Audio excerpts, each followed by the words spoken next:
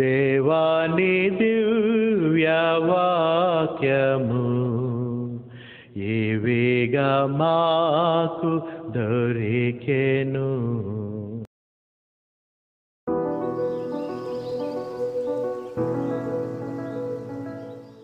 నువ్వు చేస్తున్న ప్రార్థనకి జవాబు డిలే అయిపోతుంది అనుకోండి, సమస్య కన్నా నీ ప్రార్థనలో బలం లేదు.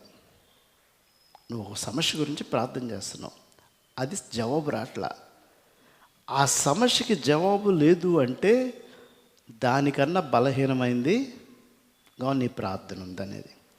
అదే నీ ప్రార్థనకి వెంటనే జవాబు వచ్చిందంటే ఆ సమస్య కన్నా నీ ప్రార్థన బలమైందనమాట. అంతే చేంజ్. చాలాసార్లు దేవా ప్రార్థన చేస్తున్నాను కదా, జవాబు ఇవ్వట్లేదు ఏంటి, జవాబు ఇవ్వట్లేదు అంటాం. అంటే సమస్యకు మించిన ప్రార్థన అన్నా చేయట్లేదు మనం. అది మనం జ్ఞాపకం చేసుకోవాలి. అందుకే సమస్యకి జవాబు రానప్పుడల్లా కూడా మనకు ఆలోచనకి రావాలి అంటే సమస్య కన్నా నా ప్రార్థన ఇంకా బలంగా లేదు. కాబట్టి సమస్య, అవసరత, వ్యాధి, ఆర్థిక పరిస్థితి, వీటన్నిటి నుంచి నీకు మార్పు రావాలి అంటే నువ్వు గుర్తుపెట్టుకో, నీ ప్రార్థన వాటిని ఢీకొట్టేదిగా ఉండాలి.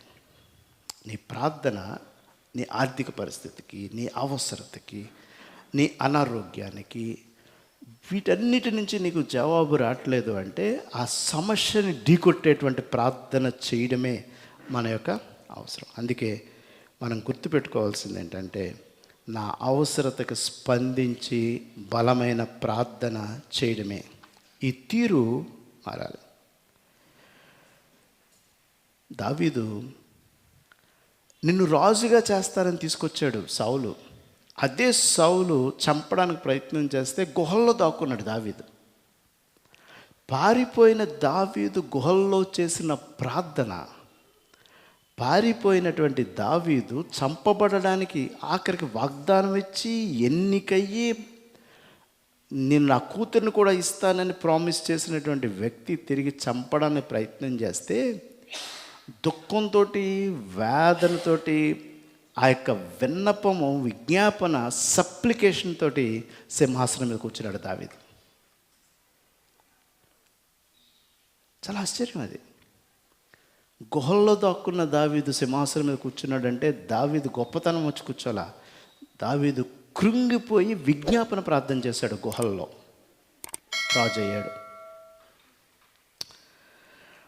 మొదట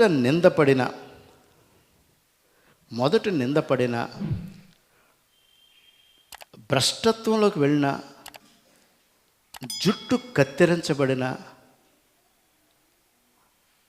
సింహాన్ని ఎలుగుబెంటిని చంపిన, ఆఖరిగా దుఃఖంతో దేవుణ్ణి ఏం ప్రార్థించాడంటే, నన్ను నాశనం చేయడానికి వచ్చినటువంటి ఈ ఫిలిస్తీన్లు నాశనం అవ్వాలని దేవుడికి ప్రార్థన చేసి ఆ యొక్క బలమైనటువంటి స్తంభాలు రాజుకోటలో నిలబడి ఆఖరిగా కన్నీళ్లతో దేవుని ప్రార్థన చేశాడు. సంసోను విరోధులన్నింటినీ ఒక్క క్షణంలో చంపేశాడు. సంసోన్ బుద్ధిని పక్కకు పెట్టాడు. ఆ ప్రార్థనకి తన బుద్ధిని ప్రక్కకు పెట్టాడు. దేవుడి మీద ఆధారపడ్డాడు. ఏమని ప్రార్థించాడంటే, నా శత్రువుల్ని నాశనం చేయదేవా అని చెప్పి, నాకు బలాన్ని, నా బలమంతా పోయింది, నేను నా జుట్టునంతా కత్తిరించుకునే పరిస్థితికి వెళ్ళిపోయాను, సింహాన్ని చంపాను, ఎలుగుబంటి చంపాను, ఇప్పుడు నేను బలహీనుడిగా ఉన్నాను, నువ్వు బలం నాకు తిరిగి నా బలం రావాలంటే నువ్వే ఇవ్వాలి దేవా, నాకు సహాయం చేయి అన్నాడు. శత్రువులు చంపాడు సంసోను. చెరపట్టబడ్డాడు, చెరకు తీసుకువెళ్ళాడు. యవనస్తుడు నెబుకద్నెజరు ఈ యవనస్తులందరినీ పట్టుకెళ్ళిపోయాడు. కూరగాయలతో బతికాడు, చెరసాల్లో వేయబడ్డాడు. ప్రార్థన చేయొద్దంటే 3 సార్లు ప్రార్థన చేశాడు. తలుపు తీసే యెరూషలేము పట్ల. సింహం బోన్లో వేయబడ్డాడు. కానీ దేవుడిని విజ్ఞాపన ప్రార్థన చేశాడు, సప్లికేషన్ ప్రార్థన చేశాడు. సింహాసనం మీద కూర్చున్నాడు దానియేలు. ఎక్కడ కూర్చున్నాడు? ఏ ప్రార్థన చేశాడు? బుద్ధిని, యవనస్తునికి ఉన్నటువంటి బుద్ధిని ప్రక్కకు పెట్టి యోగ్యమైనటువంటి ప్రార్థనని చేశాడు. అందుకే ప్రార్థన కూడా ఆఖరిగా కోఆపరేటివ్ ప్రేయర్. కోఆపరేటివ్ అంటే సహకార బ్యాంక్, కోఆపరేటివ్ బ్యాంక్ అంటే సహకార బ్యాంక్. మన చర్చిలో కొన్ని సాక్ష్యాలు చెప్తున్నారంటే ఇక్కడ జరిగేది ఏంటో తెలుసా? సహకార ప్రార్థన, కోఆపరేటివ్ ప్రేయర్. సహకార ప్రార్థనకి వినేవాడికి హృదయం ఉంది, రాయి గుండె లేదు. ఆయన రాతి గుండె కాదు, ఆయన మెత్తని హృదయం కలిగినవాడు. కాబట్టి మన మానవ జీవితంలో ఎప్పుడూ కూడా అవిశ్వాస పరిస్థితుల్లో ఉన్నప్పుడు విశ్వాసుల మధ్యకి పంపించాలి ఆ ప్రార్థన. అవిశ్వాసంతో ఉన్నప్పుడు మనము సహకార ప్రార్థనలోకి పంపించాలంటే స్త్రీలుగా కూడానో పెద్దలుగా కూడా చేసే ప్రార్థన వైపు, సహకార ప్రార్థన వైపు మనం వెళ్ళాలి. సప్లికేషన్ కానీ, డెడికేషన్ కానీ, కమ్యూనికేషన్ కానీ, కామెంటరీ వైజ్ ప్రేయర్కి మనం కొంచెం బలహీనపడితే దాన్ని ఎక్కడికి మనం అప్పచెప్పాలంటే సహకార ప్రార్థనకు అప్పచెప్పాలి. మనం కలిసి కూడుకుని ప్రార్థన, దానికి కూడా దేవుడు సమాధానం ఇచ్చేటువంటి వాడుగా ఉన్నాడు. ఇదే కాదు, ఈ ప్రార్థనలో దేవుడు మనం నిత్యము ప్రార్థన చేస్తూ ఉంటుంటే ఆయన ఏటికి జవాబిస్తాడో తెలుసా? మనం అడగని వాటికి, మన కోరికలకి, మన ఆశలకి, మన అభిలాషలకు కూడా దేవుడు మనకి సమానం వస్తాడు. 145వ దావీదు కీర్తనలో 19వ అధ్యాయంలో 145వ దావీదు కీర్తన 19వ వచనంలో చదివితే, తన యందు భయభక్తులు గల వారి కోరికలు మన దేవుడికి చెప్పక్కర్లా. కోరికలు ఉంటాయి, నాకు కోరికలు ఉంటాయి, మీకు కోరికలు ఉంటాయి, అందరికీ కోరికలు లేకుండా మనం ఉండం. కానీ భయభక్తులతో ఇప్పుడు వరకు చేసుకున్న ప్రార్థనలన్నీ మనం ప్రార్థన చేస్తే ఏమంటున్నాడు?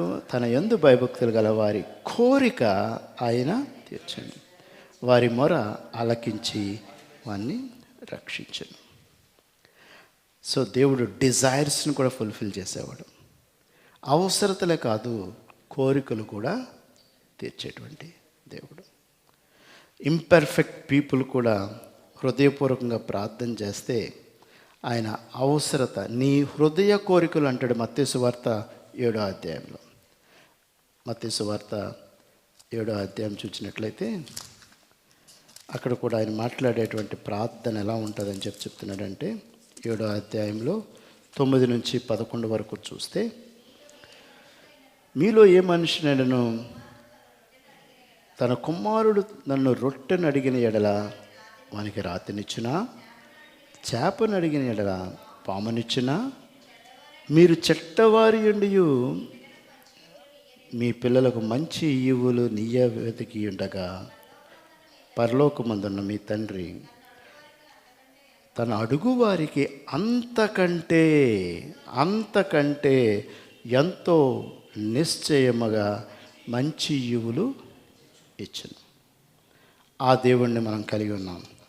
ఆ దేవుణ్ణి మనం ప్రార్థించేవాడిగా ఉందాం. దేవుడు మనం దీవించును గాక.